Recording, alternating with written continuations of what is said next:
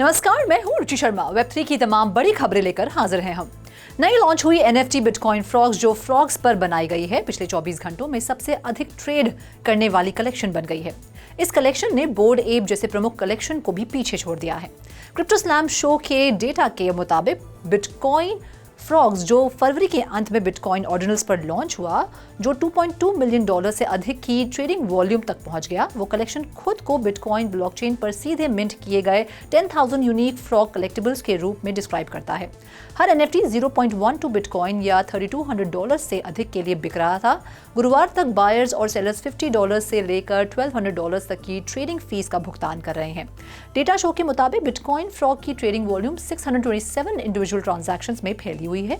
इसकी तुलना में बोर्ड एप्स ने $83,000 पर NFT से अधिक के हाई प्राइस पर सिर्फ 11 से अधिक ट्रांजैक्शंस दर्ज किए। इस साल की शुरुआत में ऑर्डिनल्स प्रोटोकॉल के लॉन्च के बाद सीधे बिटकॉइन पर जारी किए गए NFT को प्रमुखता मिली है। ऑर्डिनल्स प्रोटोकॉल यूजर्स को बिटकॉइन ब्लॉकचेन पर डिजिटल आर्ट के संदर्भ को छोटे बिटकॉइन बेस्ड ट्रांजैक्शंस में इंस्क्राइब करके डेटा एम्बेड करने की अनुमति देता है। तथाकथित ऑर्डिनल्स इंस्क्रिप्शंस के साथ इस महीने की शुरुआत में 3 मिलियन मार्क को पार कर गया है। बढ़ते हैं अगली खबर की ओर। डिजिटल एक्सप्रेशनिस्ट और इंटरनेट आर्ट के नेटिव किम एसरडॉर्फ ने हाल ही में मेटालिका के चेजिंग लाइट म्यूजिक वीडियो को डायरेक्ट किया, जिसमें उनके आर्टवर्क को फीचर किया गया था।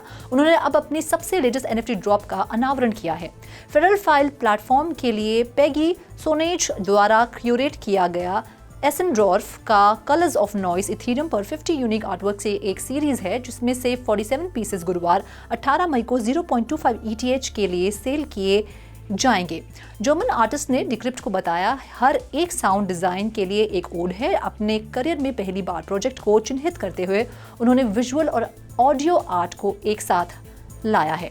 व्हाइट नॉइज जनरेट करने के लिए वेब ऑडियो API का उपयोग करते हुए एसनडॉर्फ ने उनके अंदर अलग अलग कलर्ड नॉइजेस को अलग करने के लिए एक फिल्टर बनाया। उन डिफरेंट साउंड्स के लिए वेव फॉर्म को 4 पिक्सल हाई वेव के भीतर फिर से बनाया गया, जो साथ में एनिमेशन के लिए ट्रिगर बन गया। बाकी अहम खबरों के लिए करते हैं विशाखा का रुख। टूरिज्म अथॉरिटी ऑफ थाईलैंड ने बिटकप ब्लॉकचेन टेक्नोलॉजी के साथ मेमोरेंडम ऑफ अंडरस्टैंडिंग पर हस्ताक्षर किए हैं, जो थाई टूरिज्म को स्मार्ट टूरिज्म में बदलने के लिए टेक्नोलॉजी और इनोवेशन का लाभ उठाने के लिए टैट की चल रही स्ट्रैटेजी के हिस्से के रूप में बिटकप मेटावर्स को और विकसित करने में सहयोग करेगा। मेमोरेंडम ऑफ अंडरस्टैंडिंग के तहत टैट और बिटकप ब्लॉकचेन टेक्नोलॉजी बिटकप मेटावर्स के माध्यम से थाई टूरिज्म को बढ़ावा देने में सहयोग करेंगे। थाई टूरिज्म पर एक इंफॉर्मेशन सेंटर को शामिल करने के लिए इसे और विकसित किया जाएगा, जबकि टूरिस्ट लैंडमार्क्स और ईयर राउंड ट्रैवल एक्सपीरियंसेस को बढ़ावा दिया जाएगा, जो रियल वर्ल्ड टूरिस्ट अट्रैक्शंस और 3D इमेजेस और वीडियोस के साथ डेस्टिनेशन को सिमुलेट करते हैं। वेब 3.0 टेक्नोलॉजी और डिजिटल एसेट के एप्लीकेशन का उपयोग टूरिज्म के एक नए डायमेंशन को बढ़ावा देने के लिए किया जाएगा। इस प्रकार मेटावर्स में एक नए वर्चुअल वर्ल्ड का निर्माण होगा, जो NFT, blockchain, crypto, XRP token और अन्य टेक्नोलॉजीज को एक प्लेस पर जोड़ती है। टूरिस्ट वर्चुअल ट्रैवल एक्सपीरियंसेस का आनंद लेने और रियल वर्ल्ड में टूरिज्म प्रोडक्ट और सर्विसेज की खरीदारी के लिए डिजिटल वाउचर और NFT का उपयोग कर सकते हैं। थाई और फॉरेन टूरिस्ट अपने वर्चुअल एक्सपीरियंस का आनंद लेने के बाद थाईलैंड के चारों ओर घूमने के लिए प्रेरित होंगे। अब बढ़ते हैं अगली खबर की ओर। जनवरी में रोब्लॉक्स पर H&M लूपटोपिया एक्सपीरियंस के लॉन्च के बाद H&M ने बच्चों के लिए अपने exclusive stranger things summer collection को शोकेस करने के लिए मेटावर्स में एक नया लिमिटेड टाइम एक्सपीरियंस पेश किया है। 24 पीस रेंज में 8 से 14 साल की उम्र के बच्चों के लिए relax summer separates, graphic T-shirt, style jerseys और सर्फर इंस्पायर्ड सेट शामिल हैं। 25 मई को लॉन्च होने के लिए तैयार H&M लूपटोपिया के अंदर surfer boy pizza delivery game stranger things के सीजन 4 में सर्फर बॉय पिज्जा रेस्टोरेंट से प्रेरित है।